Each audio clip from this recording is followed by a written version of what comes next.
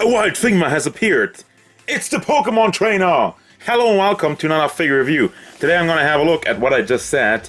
It's the 356th Figma from Max Factory Good Smile. It is red. The trainer in the first game. However, this is not the design of the very first game. This is the redesign that was introduced in Fire Red, Leaf Green. Also, he's also featured like that in Smash Brothers. So if you want a Smash Brothers display, I mean, Figma has done like a lot. You got the Samus, you got Nendoroid, Sonic, you got a couple of Links, and yeah, I mean, if you want to have a Smash display, this is also good for you. Oh yeah, boys and girls, this is the truth. This is the real trainer. This is the realest of them all. He stands at about 13 centimeters to the top of his head, which means a little over 5 inches. Now, why do I say, oh, this is the realest of them all? Listen, I didn't get Ash or Team Rocket from SH Figure Arts because I don't care about the Pokemon anime. I hate it, actually. But the games, I still love the games, and, you know, from somebody who's played the games from day one, of course I have a little bit of a soft spot for this guy over here. So yeah, face looks pretty good. He does only have angry faces though. That's kind of a thing that I find surprising, because this is Pokemon, is like a happy children's game, but you have him just like, with the stern look, like, get out of my way, I'm gonna destroy you. But yeah, hair is very nicely sculpted. I like how it's flowing like really in the wind, with all the detail on there. Going down to the jacket. Now, here's the questionable design choice. I don't know, I hope you won't see that once you put the backpack on. He does come with a backpack, and I hope the straps just go over here, but yeah, they made some soft plastic with these edges, and it helps with the articulation, so that doesn't get into the way. But really, I just don't feel like it's necessary, and it doesn't look good. So that's not a good design choice. And this is all actually soft plastic. The part of the shirt over here, the black part of the shirt. Anyhow, my voice is a little short again if you're hearing that, so I apologize for that. But I really wanted to record this guy today, and my camera will not focus. Now we get down to the pants. You got the same problem over here. You have soft pants, and the articulation is good, and the pants split over there. But once again, I just don't feel like this is necessary to make this cut over here. I mean, I appreciate for the articulation. Once again, I'm pretty sure you would get almost the same if this was closed. I mean, I'm holding my finger on it, so you know, this is like, I don't know. And going down to the shoes. And I gotta tell you, I really like the coloring on this one. Like the light blue on the pants. It looks accurate. It looks colorful. It looks like out of the anime. There was also design in Pokemon Generations, if I remember correctly. But regardless of that, let's have a look at how well the articulation does. So first of all, the head is on a ball hinge. You get some very good forward motion. Backward motion is not so great because it gets blocked by the hair. It just rams into the neck. And you can tilt it side to side and bring it all the way around. That's okay. Then the shoulder, you can bring that up and down. It's a double ball, you know, one ball that goes into another one. You can move that up and down and move it around. Bring it forward, back, up and down. Then we have, do we have a bicep swivel in here? No, we don't have a bicep swivel. But you can rotate the shoulder around. I guess that's sort of a bicep swivel. And of course you have the hinge, so you can bring that up and down. Very nicely molded, actually. I think the conversion is cleanly done. Then we got the fist on another ball hinge. You can bring that back and forth and rotate it around. Let's see that. Can I pull this one down? No, I don't think so. So that's kind of limited. That's kind of blocked over there. Then we got the chest articulation. Once again, the most of the torso is soft plastic, so you can bring that around. And my camera does not want to focus right now. It's like really stupid. Let me zoom out a little bit. It doesn't like when I'm zooming. Zooming is forbidden, but yeah, back and forth, all the way around. That's the torso articulation. And you can actually lift this up a little bit. Wow, this one goes far. So is that? No, of course it's not floaty because it's connected on the back. Didn't we recently have one of those, which is kind of connected weirdly. I mean, it's not bad, actually. It looks good.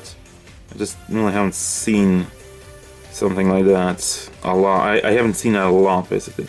But yeah, rotates around, actually has super great articulation. Because you have all this room, and you have the soft plastic in a jacket.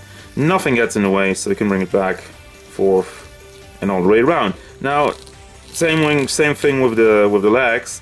They go actually up super far, and I pushed it a little bit too much, but you just have a ball joint in there. So yeah, you can bring them up nicely. You can bring them out to the side. You can bring them back, and there you go. Of course, rotate it around because it is on a ball, and we have the knees.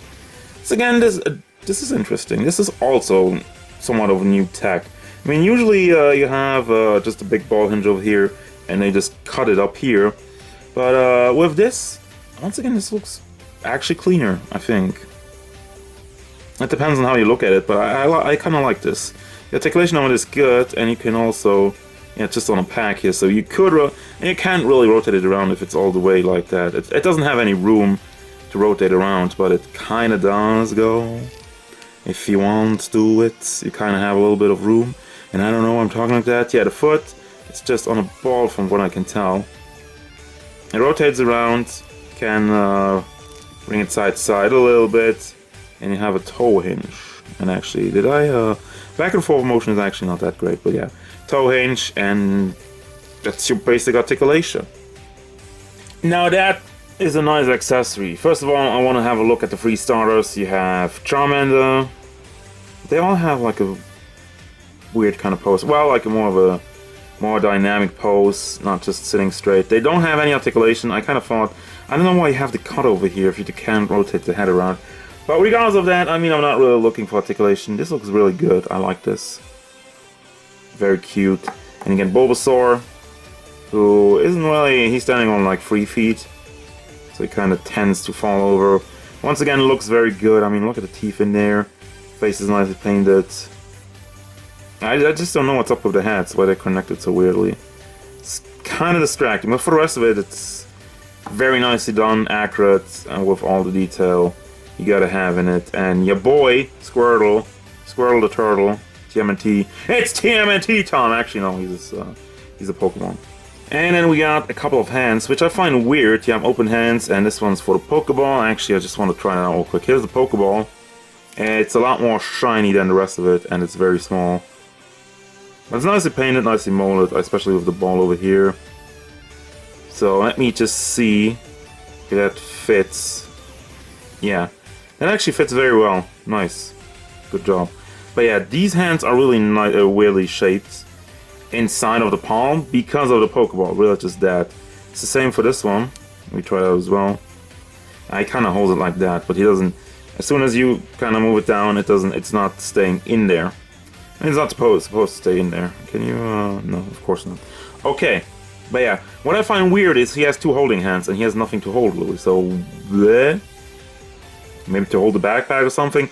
I'm thinking fishing rod, but there's not a fishing rod with this character. I mean, I guess you could do your own simple old rod, fishing rod. You have a pointy finger when it's time to battle, and you have whatever the hell this is. I don't really know. Once again, it looks like he should be able to hold something more specific, or just, once again, maybe just to hold a backpack, something like that.